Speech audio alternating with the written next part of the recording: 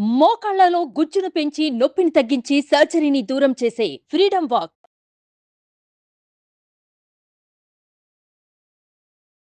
నమస్తే.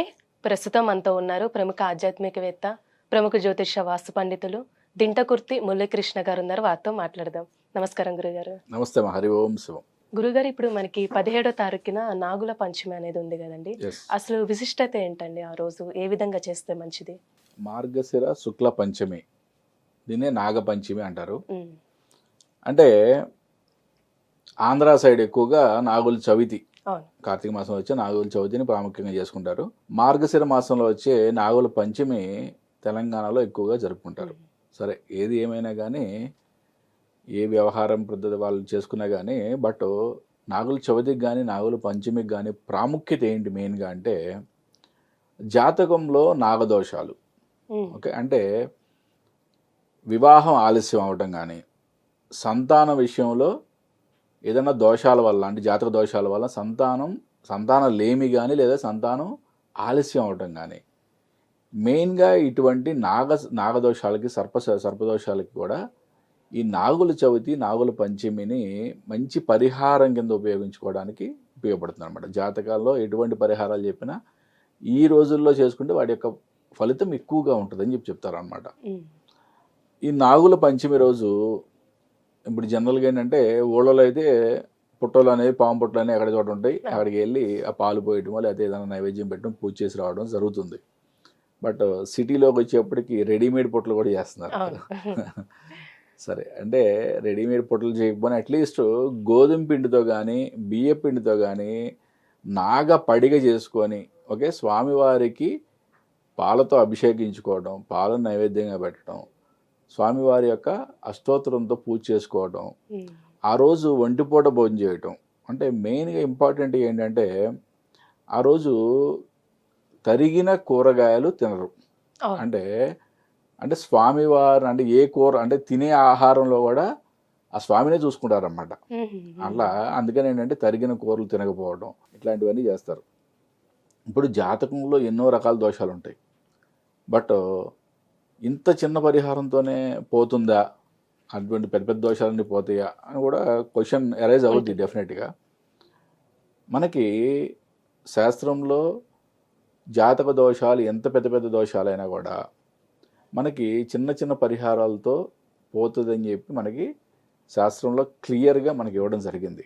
బట్ ఇప్పుడు కాలసర్పయోగం ఉంది, రాహుకేతుల మధ్య మిగతా 7 గ్రహాలు బంధింపబడటాన్ని కాలసర్పదోషం అంటాం. అంటే దాంట్లో 12 రకాల కాలసర్పదోషాలు ఏర్పడతాయి. అంటే రాహు ఉన్న పొజిషన్ బట్టి, కేతు ఉన్న పొజిషన్ బట్టి 12 రకాల కాలసర్పదోషాలు, వాటికి పేర్లు పెట్టారు. బట్ రాహుకేతు మధ్య 7 గ్రహాలు బంధింపబడితే కాలసర్పదోషం అంటే ఇంక వాడు ఎందుకు పనికిరాడా? అంటే చిరంజీవి ఎలా పుడతాడు కాలసర్పదోషంలో? కాలసర్పదోషం పుట్టిన వ్యక్తి చిరంజీవి మెగాస్టార్ ఎలా అవుతాడు? కాలసర్పదోషంలో పుట్టిన నెహ్రూ ఇండియన్ ప్రైమ్ మినిస్టర్ ఎలా అవుతాడు?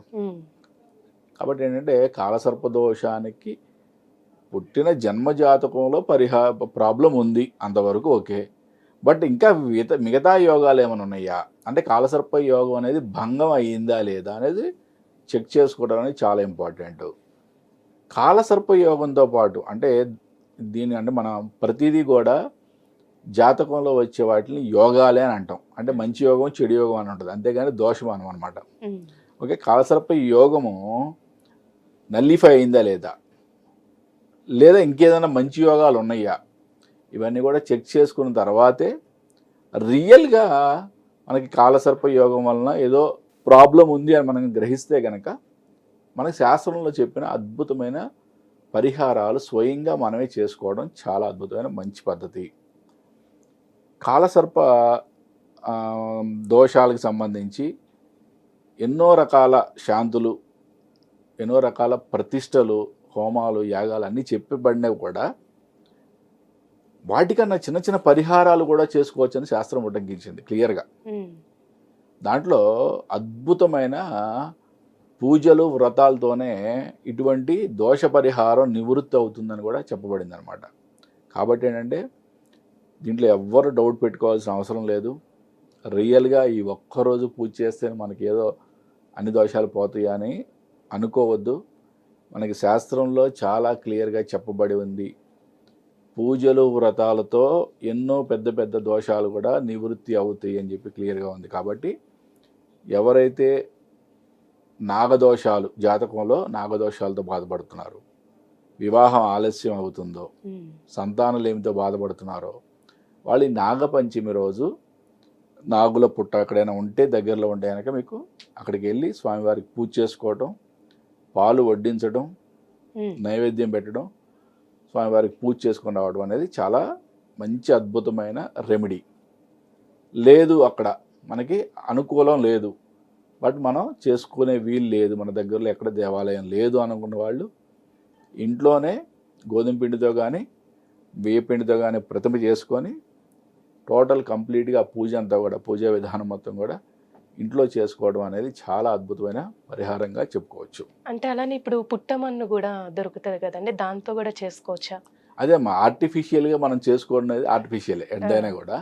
ఒరిజినల్గా దేవాలయాలు ఎక్కడైనా పుట్ట ఉంటే అక్కడ చేసుకోవడం అనేది మంచిది. లేదా అట్లీస్ట్ మనం గోధుమ పిండితోనో లేదా బియ్య పిండితోనో మనం ఇంట్లో చేసుకొని ప్రతిమతో చేసుకోవడమే మంచి పద్ధతి. పుట్టమన్ను చాలా పూజా స్టోర్లు ఇప్పుడు దొరుకుతుంది. పుట్టమన్నుతో మహాలింగార్చనకి పుట్టమన్నుతో లింగాలను చేయడం అనేది చాలా ప్రశస్తం. కార్తీక మాసంలో ఎట్లయితే మనం 365 లింగాలు చేసి మహాలింగార్చన చేస్తామో దానికి పుట్టమన్ను వాడటం అనేది ప్రశస్తం. బట్ ఆ పుట్టమన్నుతో పుట్టం తయారు చేసి మనం పూజ చేయడం అనేది ఈ పరిహారానికి అది ఉపయోగపడదు. ఈ పరిహారానికి మనకి దొరికితే స్వయంగా స్వామి దగ్గరికి వెళ్ళి మనం చేసుకోవడం, దొరకకపోతే కనుక మనం ఇంట్లో చేసుకోవడం.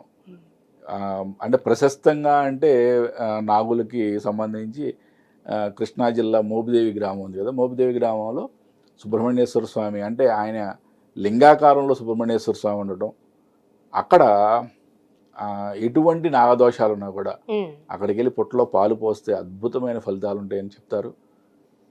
ఇటువంటి దోషాలు ఉన్న వాళ్ళు ఈ నాగుల పంచమిని ఈ విధంగా అద్భుతంగా ఉపయోగించుకోండి. అంటే ఆ భగవంతుని యొక్క అనుగ్రహాన్ని పొంది ఇటువంటి దోషాలను తొలగిపోయి మంచిగా ఉంటారని నేను మనస్ఫూర్తిగా కోరుకుంటున్నాను. చాలా చక్కగా తెలియజేశారు గురుగారు, ధన్యవాదాలండి. నమస్తే అమ్మ. హరి ఓం శివం. చూసారు కదండి, నాగపంచమి రోజు అంటే ఏ విధంగా పూజ చేసుకోవాలి, అలానే మనకి జాతకంలో దోషాలు ఉంటే నాగపంచమి రోజు ఏ విధంగా పూజ చేస్తే మంచిది గురుగారు మాటల్లో మనకి తెలియజేశారు కదా. అలానే మీ జాతకానికి సంబంధించి కానీ మీ ఇంటి వ్యాపార వాస్తు సంబంధించి ఎలాంటి విషయాలైనా మీరు తెలుసుకోవాలనుకుంటే స్క్రీన్ మీద కనిపిస్తున్న నెంబర్కి కాల్ చేసి గురుగారిని సంప్రదించవచ్చు. ఇలాంటి విశేషమైన అంశాలతో మళ్ళీ మీ ముందుంటాను. ధన్యవాదాలు.